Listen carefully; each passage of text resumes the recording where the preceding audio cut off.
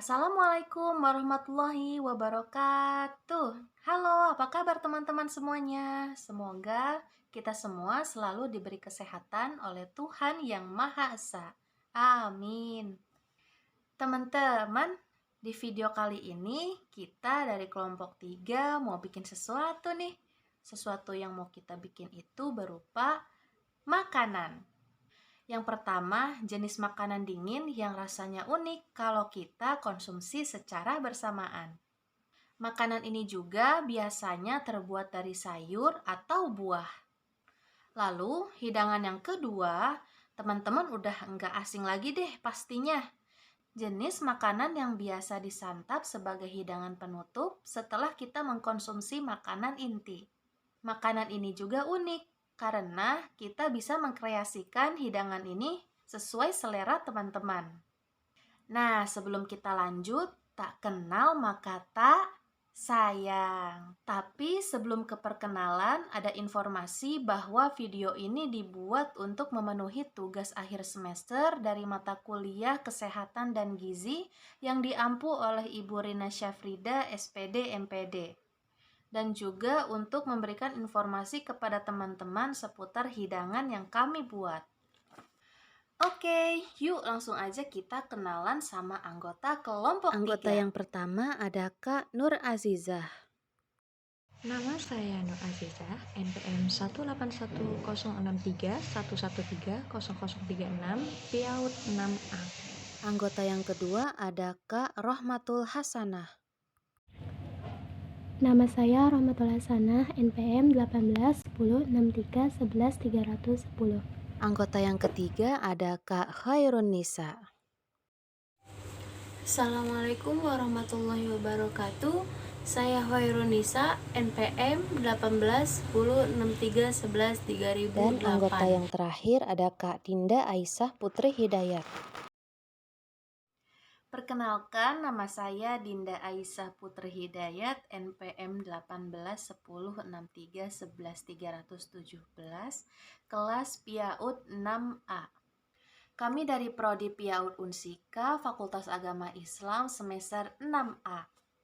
Baiklah, segitu aja perkenalannya. Sekarang yuk kita intip bahan-bahannya, cara pembuatannya, dan informasi gizi apa aja yang ada dalam hidangan yang kami buat. Nah, tadi kan udah disebutin hidangan yang pertama tipe makanan dingin, rasanya unik kalau kita makan secara bersamaan dan biasanya dibuat dari sayuran atau buah-buahan.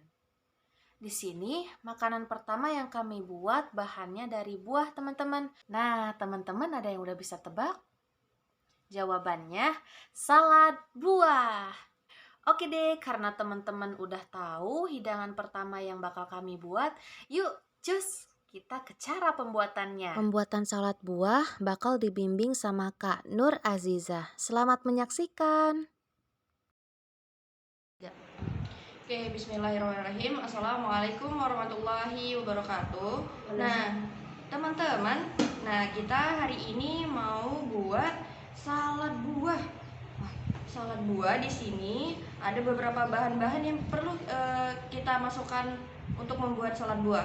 Nah, yang pertama ada potongan buah naga. Yang kedua ada buah semangka kuning. Lalu juga ada melon dan keju. Nah, tidak lupa dengan mayones. Lalu ada yogurt. Yuk ikuti tata caranya. Pertama-tama kita kenakan terlebih dahulu sarung tangan untuk tangan kanan dan kiri ya teman-teman, agar higienis.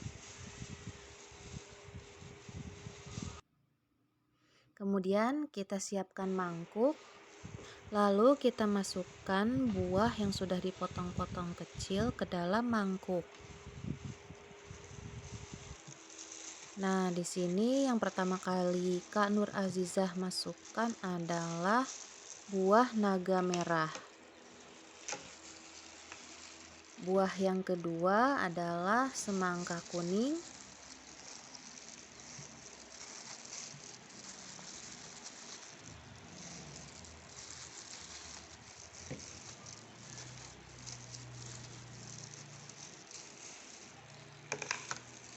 Dan buah yang ketiga adalah buah melon.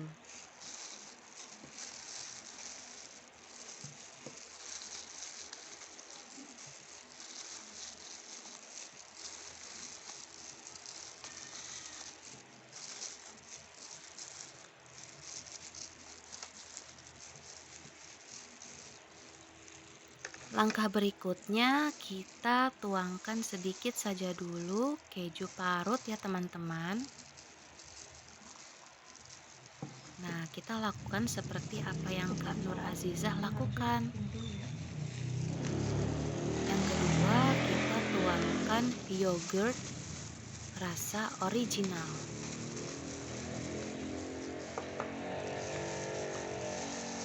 Secukupnya terlebih dahulu. Enak banget kelihatannya.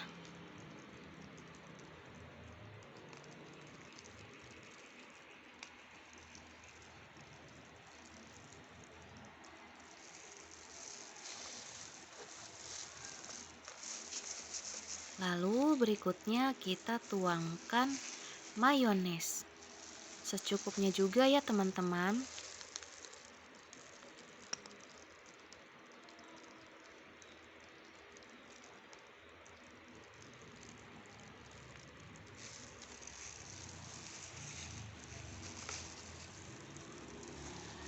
Berikutnya kita masukkan lagi nih keju parutnya sampai habis ya teman-teman. Wah, enak sekali ya kelihatannya. Alhamdulillah salad buahnya sudah jadi. Nah, mari kita ke step terakhir. Nah, yang terakhir kita bisa beri hiasan dari potongan buah yang tersisa. Di sini Kak Nur Azizah memberi hiasan dari sisa potongan buah naga. Untuk menghias salad buah, teman-teman bisa disesuaikan oleh kreativitas teman-teman sendiri ya.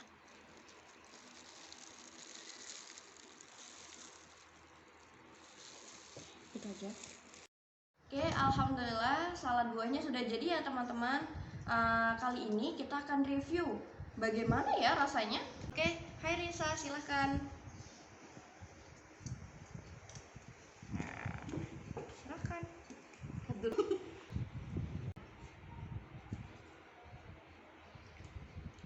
Gimana rasanya? Enak. Alhamdulillah. Oke, cukup sekian dari kami untuk masakan saladnya. Nanti dilanjutkan untuk pembuatan puding. Oke, terima kasih. Wassalamualaikum warahmatullahi wabarakatuh. Alhamdulillah, tadi kita udah bikin salad buahnya teman-teman. Kelihatannya enak ya. Cara buatnya juga mudah kan teman-teman? Selamat mencoba di rumah ya. Nah, gimana? Ada yang tertarik membuat salad buah? Kalau teman-teman tertarik, yuk kita juga simak informasi gizi yang ada dalam setiap bahan dari salad buah yang tadi kita buat. Coba kita ingat lagi bahan-bahannya. Bahan pertama tadi ada buah semangka kuning, buah naga merah, dan buah melon. Bahan berikutnya ada keju, mayones, dan yogurt. Teman-teman, ada yang sudah tahu atau pernah mencoba semangka berwarna kuning? Bukan kulitnya ya yang berwarna kuning, tapi daging buahnya yang berwarna kuning cerah dan segar. Selain ada semangka yang biasa kita kenal daging buahnya berwarna merah, ada juga semangka yang daging buahnya berwarna kuning. Jenis semangka ini memiliki warna daging buah kuning cerah dengan biji yang tidak terlalu banyak. Buah semangka ini memiliki daging buah yang berwarna kuning karena kurangnya kandungan likopen. Kandungan ini adalah senyawa yang memproduksi pigmen kemerahan pada buah maupun sayur termasuk semangka. Oleh karena itu, kandungan likopen pada semangka sedikit sehingga tidak bisa memproduksi warna kemerahan seperti semangka pada umumnya. Lain halnya dengan semangka merah yang merah cerahnya diproduksi dari cukupnya likopen dalam buahnya. Tujuan dibudidayakannya jenis semangka ini terlebih dahulu adalah untuk membentuk likopen yang cukup di dalam buahnya. Jadi, memang awalnya yang terbentuk adalah semangka kuning terlebih dahulu, sampai likopen dalam buahnya cukup sehingga bisa berwarna kemerahan. Semangka termasuk buah populer dan mudah ditemukan. Namun, seringkali ada saja yang salah dalam menyimpan atau mengolahnya sehingga kualitasnya berkurang. Untuk itu, teman-teman simak beberapa tips berikut ini ya. Yang pertama, semangka bisa disimpan di kulkas selama 2-3 minggu sebelum dipotong. Kedua, setelah dipotong, tutup bagian yang sudah terbuka. Ketiga, sebelum memotong semangka kuning, cuci terlebih dahulu untuk menghindari residu pestisida dan zat kimia lainnya.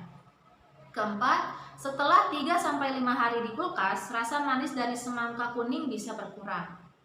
Yang kelima, pastikan wadah atau tempat menyimpan semangka benar-benar kering. Berikutnya ada manfaat semangka kuning dan kandungan nutrisinya.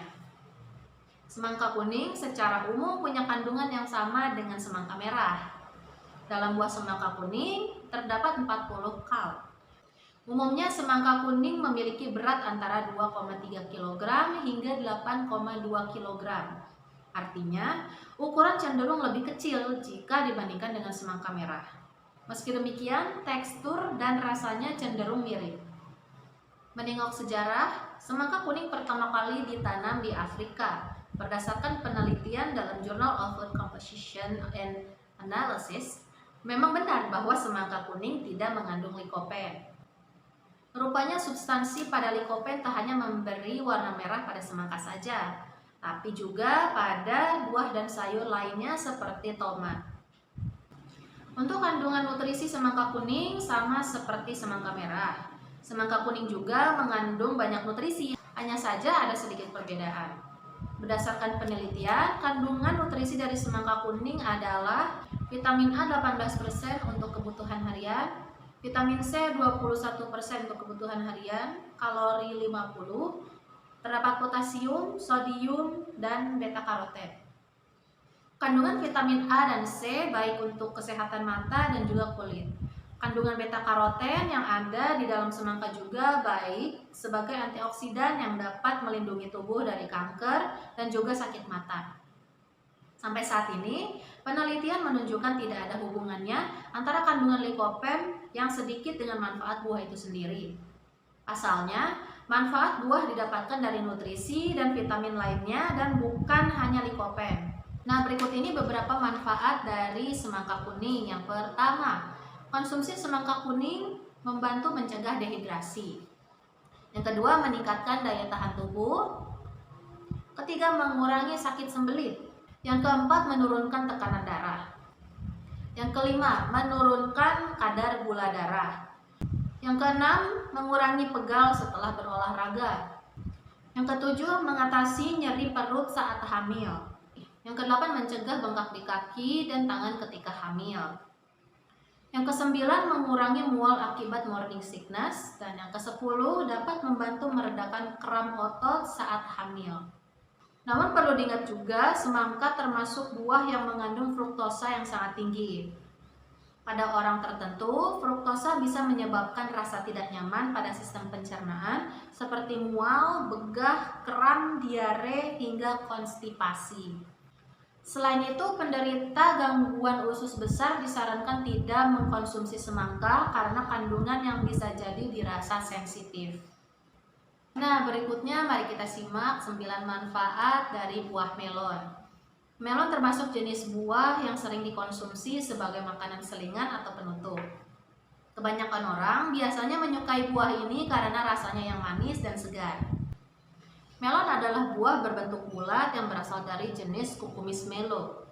Ciri khasnya tampak pada warna kulitnya yang hijau dan kekuningan dan daging buahnya yang hijau terang.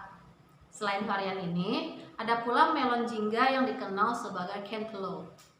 Kandungan gizi melon termasuk yang paling beragam bila dibandingkan dengan buah-buahan sejenisnya. Buah berdaging lembut ini juga tinggi kandungan air. Bahkan hampir 90% dari daging buah melon adalah air. Dengan mengkonsumsi sepotong melon seberat 100 gram, kita bisa mendapatkan kandungan gizi. Yang pertama, energi 36 kal, protein 0,5 gram, lemak 0,15 gram, karbohidrat 9 gram, serat 9 gram, vitamin B1 0,04 mg, vitamin B2 0,01 mg, vitamin B3 0,4 mg, vitamin B5 0,16 mg, vitamin B6 0,09 mg, vitamin C 18 mg, kalsium 6 mg, besi 0,17 mg, fosfor 11 mg, kalium 228 mg, natrium 18 mg, dan zinc 0,09 mg. Berikutnya terdapat khasiat melon bagi kesehatan. Yang pertama, mencegah dehidrasi. Yang kedua, memenuhi kebutuhan gizi ibu hamil. Yang ketiga, manfaat melon untuk pencernaan. Yang keempat, menurunkan tekanan darah. Yang kelima, memperkuat sistem imun dan mencegah infeksi. Yang keenam, membuat tidur lebih nyenyak. Yang ketujuh, manfaat melon baik untuk kulit. Kedelapan, membantu mengontrol gula darah. Dan yang kesembilan, melon sangat baik untuk kesehatan mata. Selanjutnya kita ke manfaat buah selanjutnya, yaitu buah naga. Buah naga kaya akan berbagai zat gizi yang membuatnya dapat menjaga kesehatan pencernaan hingga meredakan masalah kulit seperti jerawat. Buah naga juga mempunyai beberapa varian. Sebagian berwarna putih dan sebagian lagi berwarna ungu kemerahan. Selain enak, manfaat buah naga cukup beragam. Yang pertama, buah naga kaya kandungan cairan. Manfaat buah naga yang kedua yaitu menjadi sumber zat besi. Manfaat yang ketiga dari buah naga yaitu kaya akan vitamin C. Manfaat yang keempat, membantu menjaga kesehatan jantung. Manfaat yang kelima, tinggi serat. Yang keenam, dapat melawan diabetes. Yang ketujuh, mengurangi jerawat. Yang kedelapan, membantu mengatasi kulit yang terbakar matahari. Yang kesembilan, menjaga kesehatan pencernaan. Yang kesepuluh, sumber magnesium yang baik. Yang kesebelas, menekan peradangan sendi. Kedua-belas, mengatasi kerusakan rambut. 13, meningkatkan sistem imun tubuh. 14, mengatasi penuaan. Yang ke-15, rendah kolesterol. Itu dia beberapa manfaat buah naga untuk kesehatan yang mungkin belum kita ketahui sebelumnya. Jika kita ingin merasakan sendiri manfaat-manfaat tersebut, tak ada salahnya untuk menjadikan buah naga sebagai konsumsi sehari-hari. Akan tetapi kita juga harus tetap ingat untuk membatasi asupan buah naga agar tidak berlebihan. Karena pada dasarnya sesuatu yang berlebihan sangat tidak baik bagi kesehatan. Berikutnya informasi gizi bahan selanjutnya yaitu yogurt. Manfaat yogurt sudah dikenal baik untuk sistem pencernaan. Namun bukan hanya itu, yogurt juga menyimpan banyak manfaat, mulai dari menjaga kesehatan tulang hingga memperkuat daya tahan tubuh. Yogurt adalah salah satu produk olahan susu yang terkenal akan kandungan probiotik di dalamnya. Probiotik baik untuk menjaga kesehatan sistem pencernaan.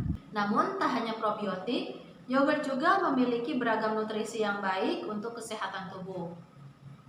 Di dalam satu cangkir atau sekitar 235 gram yogurt terkandung sekitar 150 kalori dan beragam nutrisi seperti 8 gram protein, 8 gram lemak, 11 gram karbohidrat, 11 gram gula, 113 mg sodium. Yogurt juga mengandung beragam vitamin termasuk vitamin B2, vitamin B12, vitamin D, dan beberapa mineral seperti fosfor, kalium, dan magnesium. Ada beberapa manfaat yogurt untuk kesehatan tubuh yang dapat kita peroleh. Pertama, menjaga kesehatan pencernaan. Yang kedua, menjaga kekuatan tulang. Yang ketiga, meningkatkan sistem kekebalan tubuh. Yang keempat, menurunkan dan mengontrol berat badan. Yogurt merupakan salah satu pilihan makanan yang baik dikonsumsi sebagai makanan sehat sehari-hari. Namun, agar bisa mendapatkan manfaatnya secara optimal, kita sebaiknya mengkonsumsi yogurt tawar atau Greek yogurt. Kita dapat menikmatinya langsung atau dengan menambahkan potongan buah dan kacang-kacangan. Yogurt juga baik dikonsumsi dengan roti gandum saat sarapan. Manfaat yogurt bagi kesehatan memang tidak perlu diragukan lagi. Namun, jika kita memiliki kondisi medis tertentu, Misalnya alergi terhadap yogurt atau intoleransi laktosa, sebaiknya berkonsultasilah dulu ke dokter sebelum kita mengkonsumsi yogurt. Informasi bahan salad buah selanjutnya adalah keju. Di balik kelezatannya, manfaat keju sangatlah beragam. Berbagai kandungan nutrisi di dalamnya dapat memberikan kebaikan bagi kesehatan tubuh, mulai dari menjaga kekuatan tulang hingga menyehatkan saluran pencernaan. Keju merupakan salah satu produk olahan susu yang dapat dikonsumsi sebagai camilan atau diolah menjadi berbagai jenis makanan dan kue kering. Tak hanya lezat, keju juga dikenal sebagai sumber nutrisi yang baik bagi tubuh. Meski demikian, sebagian orang takut mengkonsumsinya karena kandungan lemak dan garam di dalamnya. Padahal, bila dikonsumsi dengan tepat, keju dapat memberikan banyak manfaat untuk kesehatan. Ragam manfaat yang dapat diberikan oleh keju tentu tak lepas dari kandungan nutrisi yang ada di dalamnya. Nutrisi yang dimaksud adalah karbohidrat, lemak, protein, kalsium, magnesium, zinc, fosfor, vitamin A, vitamin D, vitamin B12. Tak hanya itu, keju juga mengandung omega 3, asam aminosistein, serta beragam jenis antioksidan seperti riboflavin, beta-karoten, dan glutathione. Beberapa manfaat keju untuk kesehatan: yang pertama, memelihara kekuatan dan kesehatan tulang. Yang kedua, menjaga kesehatan gigi. Yang ketiga, menyehatkan saluran pencernaan. Yang keempat, menurunkan tekanan darah. Yang kelima, menurunkan resiko terjadinya penyakit jantung. Dan yang keenam, meredakan peradangan dalam tubuh. Selain beberapa manfaat yang telah disebutkan tadi, keju juga dipercaya dapat mengurangi resiko terjadinya diabetes tipe 2 dan kanker kolorektal. Meski demikian, masih diperlukan riset lebih lanjut untuk memastikan berbagai klaim manfaat keju tersebut. Untuk memperoleh manfaat keju secara maksimal, teman-teman disarankan memilih keju yang tidak melewati banyak proses pengolahan. Jika teman-teman ragu, baca terlebih dahulu label informasi nilai gizi produk keju sebelum membelinya.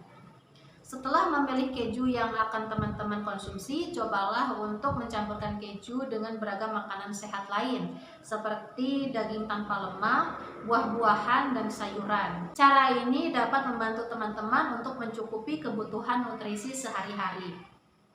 Nah, informasi bahan salad buah yang terakhir adalah mayones.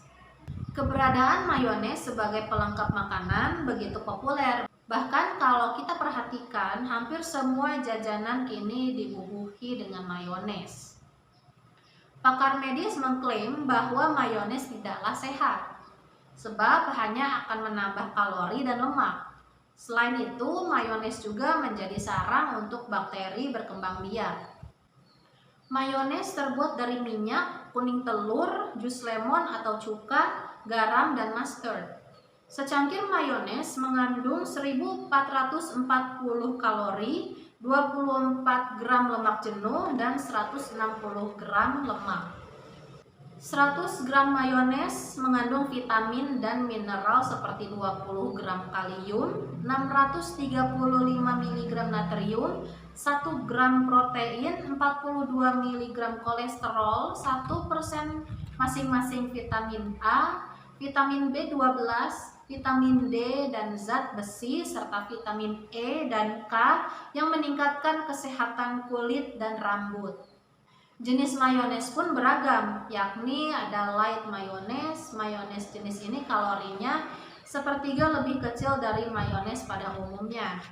Reduced fat mayones yang memiliki kalori dan lemak jenuh rendah. Alternate oil based mayones yang terbuat dari canola dan minyak zaitun, dan fat mayones atau mayones yang berbahan dasar sayur. Lalu, apakah mayones sehat? Untuk orang-orang yang sedang menjalani diet memang tidak baik karena memiliki kandungan lemak. Tapi faktanya mayones dibuat dengan minyak cair dan tidak seluruhnya terbuat dari lemak jenuh. Minyak zaitun yang ditambahkan dalam mayones memang memiliki banyak lemak, bahkan ada sekira 124 kalori per sendok makan.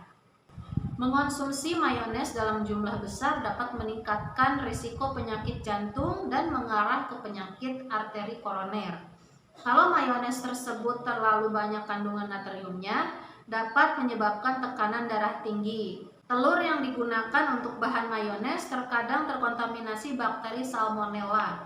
Salmonella adalah infeksi bakteri yang menyebabkan diare, demam, dan sakit perut. Tapi di sisi lain, mayones juga dapat membantu dalam menyerap nutrisi lebih baik karena vitamin seperti A, D, E, dan K semuanya larut dalam lemak. Artinya mereka membutuhkan lemak untuk diserap dengan benar. Kesimpulannya, kalau kita tidak masalah dengan kalori, silahkan mengonsumsi mayones. Tapi ingat, makanlah dalam jumlah yang sedang dan tidak berlebihan. Baiklah, mungkin cukup sekian penjelasan informasi gizi yang terdapat pada bahan-bahan salad buah. Yang pertama tadi ada semangka kuning, yang kedua ada melon, yang ketiga ada buah naga, yang keempat ada keju, yang kelima ada yogurt, dan yang terakhir ada mayones. Berikutnya kita akan menuju ke video cara pembuatan masakan yang kedua. Alhamdulillah, informasi gizi yang terdapat pada bahan-bahan salad buah yang kami buat berhasil terjawab sudah. Nah, berikutnya ada menu kedua nih. Coba siapa yang masih ingat? Jadi, hidangan yang kedua adalah jenis makanan yang biasa disantap sebagai hidangan penutup setelah kita mengkonsumsi makanan inti. Makanan ini juga unik karena kita bisa mengkreasikan hidangan ini sesuai selera. Teman-teman udah tahu? Nah, jawabannya adalah puding. Puding yang bakal dibuat oleh kami yaitu puding rasa coklat. Pembuatan puding bakal dibimbing sama Kak Rohmatul Hasanah. Ya udah, nggak berlama-lama lagi, mari kita cus ke cara pembuatannya.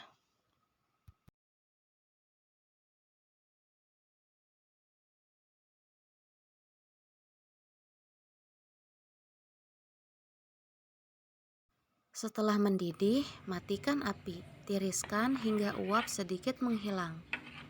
Berikutnya, masukkan ke dalam kulkas hingga puding set. Selagi menunggu puding set, kita membuat fla. Caranya sebagai berikut. Oke teman-teman, sambil menunggu pudingnya jadi, di sini Kak Roma akan mengajak teman-teman untuk membuat pie-nya. Nah, di sini sudah ada bahan dan alatnya. Nah, di sini sudah ada pie-nya. Terus ada sendok untuk alatnya. Ada tempatnya buat nanti membuat pie. Terus yang terakhir, kita sediakan air hangat. Pertama, tuangkan bubuk fla pada mangkuk. Berikutnya, campurkan dengan 200 ml air hangat. Aduk hingga merata, kemudian simpan terlebih dahulu di dalam kulkas. Oke teman-teman, nah akhirnya yang kita tunggu-tunggu, puding regalnya sudah jadi. Alhamdulillah, puding regalnya sudah jadi. Setelah puding set, kita taruh pada piring, kemudian kita potong dan siap disajikan.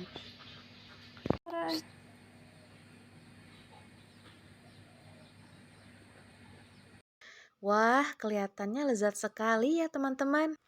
Jadi nggak sabar untuk mencoba di rumah.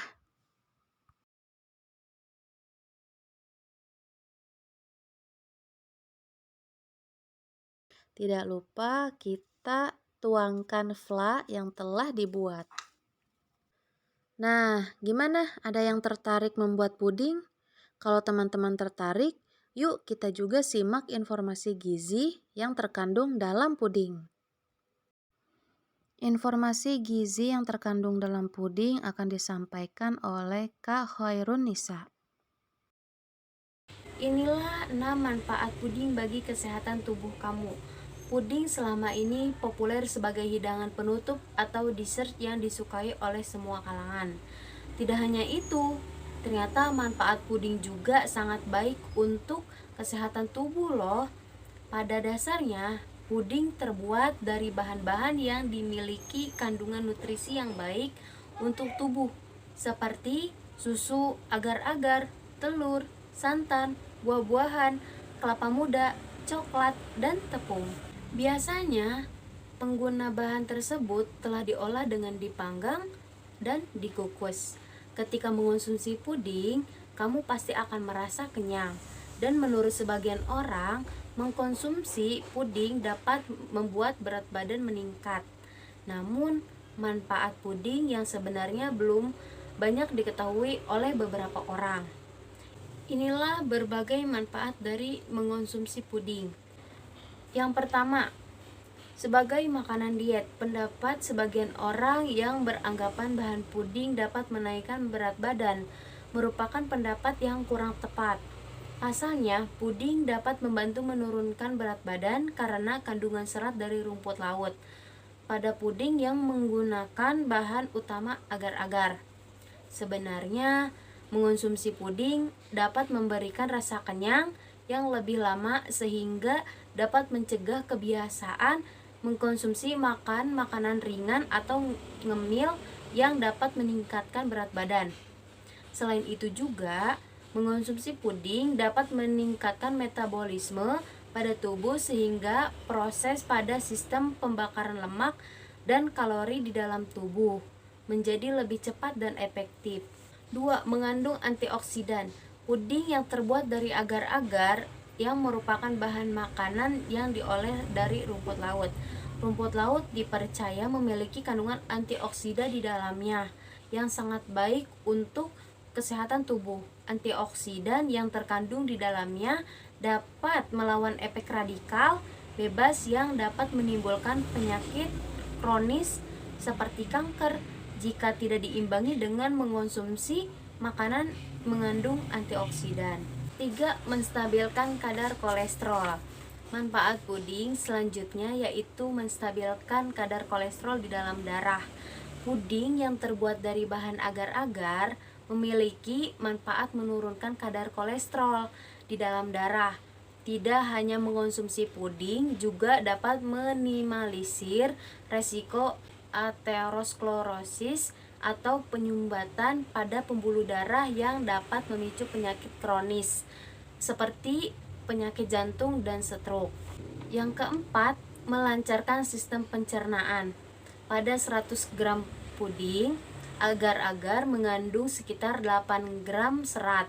Kandungan serat yang cukup tinggi tersebut dapat membantu dan merangsang usus agar bergerak lebih aktif. Kondisi tersebut sangat baik untuk melancarkan sistem pencernaan dan mengatasi kulit buang air besar. 5. Meningkatkan daya tahan tubuh.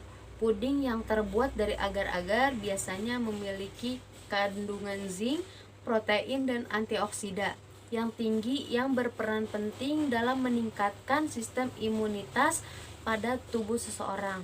Oleh karena itu, dengan mengonsumsi puding agar-agar secara rutin dengan jumlah porsi yang cukup dapat meningkatkan daya tahan tubuh kamu. Dan yang terakhir, mencegah penyakit kardiovaskular. Telah dijelaskan sebelumnya bahwa puding yang terbuat dari agar-agar mengandung serat, antioksidan, kalium, dan kalsium yang dapat menjaga kesehatan organ jantung dan pembuluh darah. Tingginya kandungan nutrisi tersebut dapat membantu menjaga tekanan darah tetap stabil, mengurangi kadar kolesterol, dan juga mencegah terjadinya penyumbatan dan kerusakan pada pembuluh darah. Nah, itulah berbagai manfaat dari mengonsumsi puding yang biasa kamu rasakan. Dengan berbagai manfaat baik ini, tentu sangat sayang bukan jika kamu melewatkannya. Supaya lebih sehat, kamu juga bisa menambahkan berbagai topping untuk mendampingi puding yang kamu buat. Dengan begitu, kandungan nutrisi dan gizinya bisa lebih lengkap dan seimbang. Terima kasih. Alhamdulillah, informasi gizi yang terdapat pada puding yang kami buat berhasil terjawab sudah. Baiklah teman-teman, mari kita sudahi video kita kali ini. Terima kasih atas perhatiannya. Mohon maaf jika banyak kekurangan, salah-salah kata, dan tidak tersedianya teks. Kami kelompok 3 berharap video yang kami buat dapat bermanfaat bagi teman-teman semua. Sekali lagi terima kasih. Wassalamualaikum warahmatullahi wabarakatuh. Sampai jumpa lagi.